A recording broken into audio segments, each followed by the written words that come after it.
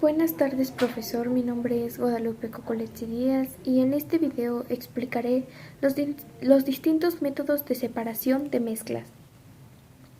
Para entrar un poco en contexto, debemos saber que una mezcla es la combinación de dos o más sustancias en la que cada una de ellas conserva sus propiedades distintivas. De forma natural es muy difícil que las sustancias puras que constituyen una mezcla se separen. Los métodos de separación de mezclas son aquellos procesos físicos por los cuales se pueden separar las mezclas. Por lo general, el método a utilizar se define de acuerdo a los tipos de componentes de la mezcla y a las propiedades esenciales, así como a las preferencias importantes entre las fases. Dichos métodos son físicos, ya que no alteran las propiedades de los componentes. Aunque al realizar cualquier separación de mezcla, primero debemos saber sobre su estado físico, características, propiedades para usar la técnica más adecuada.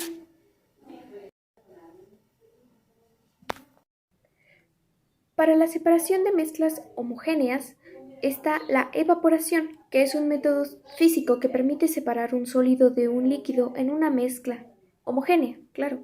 Se basa en que el punto de fusión del sólido es mayor al punto de ebullición del líquido. Se utiliza cuando no hay interés en el líquido que se evapora, ya que éste no se recupera, pasa a formar parte del medio. Esta operación se emplea para separar, por ejemplo, la sal del agua en el mar, ya que el agua del mar almacenada en tanques abiertos se evapora poco a poco por los rayos del sol. Otro método para separar este tipo de mezclas es la destilación. Este método consiste en separar dos o más líquidos miscibles con diferentes puntos de ebullición, primero por medio de la evaporación, posteriormente por la condensación de las sustancias. A través de esta operación se separan principalmente mezclas homogéneas de líquidos. Por ejemplo, la separación del agua que hierve a los 100 y de alcohol de vino de mesa que hierve a 78. Para llevar a cabo esta operación se utiliza un equipo de destilación en el que se coloca la mezcla y se procede a calentarla. La sustancia con el menor punto de ebullición es la primera que se evapora y pasa por el refrigerante. Es ahí donde se condensa y recibe un estado líquido en un recipiente. Así sucesivamente hasta que se destilan todas las sustancias puras que componen a la mezcla.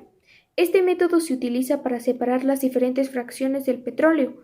Por este procedimiento también puede separarse una mezcla de un sólido en un líquido, con la ventaja de que se puede recuperar tanto el líquido como el sólido, a diferencia de la evaporización.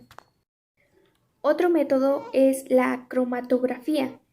Este método depende de la distribución de los componentes de la mezcla entre dos fases inmiscibles. Una fase móvil, llamada activa, que transporta las sustancias que se separaron y que progresa en la relación con otra, denominada fase estacionaria.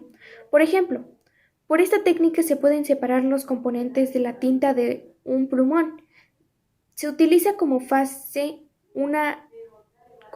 fija una tira delgada de papel filtro, como el de la cafetera o gis, y como fase móvil el agua.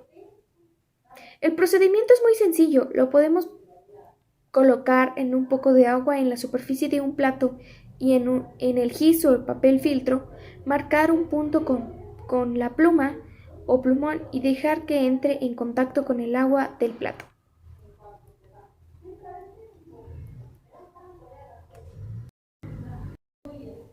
Para la separación de mezclas heterogéneas, los distintos métodos son los siguientes. Para empezar, está la filtración, que se trata de una operación que permite separar mezclas heterogéneas de un sólido insoluble en un líquido. Se hace pasar la mezcla a través de un papel filtro. El sólido se quedará en la superficie del papel y el otro pasará. Es posible separar sólidos de partículas sumamente pequeñas, utilizando papeles con el tamaño de los poros adecuados. Es uno de los métodos más simples de separación física, además de ser sencillo y barato. Seguramente muchas veces lo hemos usado en la cocina o en algún otro lugar. Proseguimos con la sedimentación. Esta es una operación basada en las diferencia de densidades de los componentes de la mezcla, que permite separar mezclas heterogéneas de un sólido en un líquido mediante reposo o precipitación. Es el paso previo a la decantación. Se usa, por ejemplo, para separar arena de agua. Se deja de reposar y las partículas más grandes de arena se van al fondo del recipiente.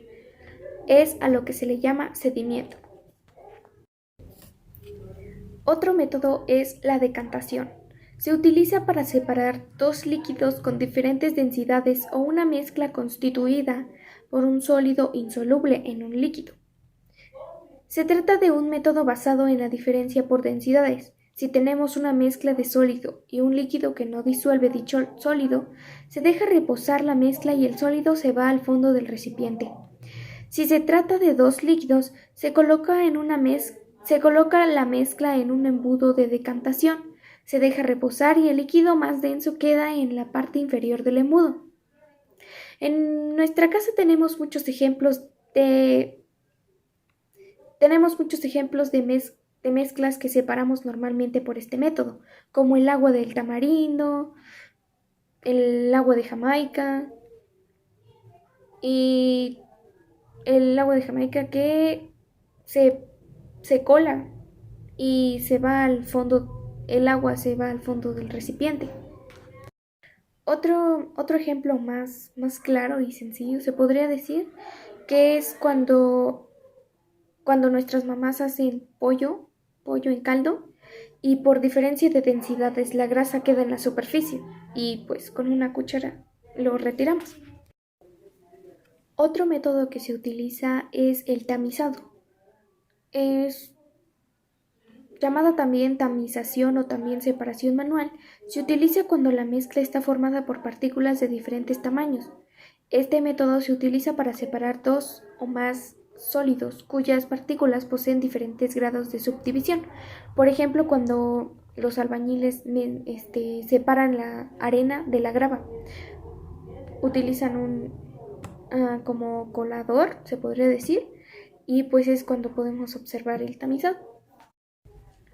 Otro método es la separación magnética o imantación, que consiste en separar con un imán los componentes de una mezcla de un material magnético y otro que no lo es. La separación se hace pasando el imán a través de la mezcla para que el material magnético se adhiera a él.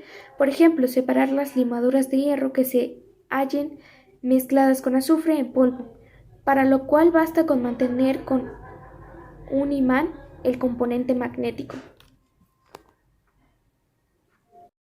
Y por último, pero no menos importante, está la cristalización. Este método se utiliza para separar una mezcla de un sólido en un líquido. La mezcla se calienta para evaporar parte del disolvente. Posteriormente se deja enfriar la mezcla y el soluto se precipita formando cristales. Se utiliza para separar el azúcar del agua en una disolución azucarada.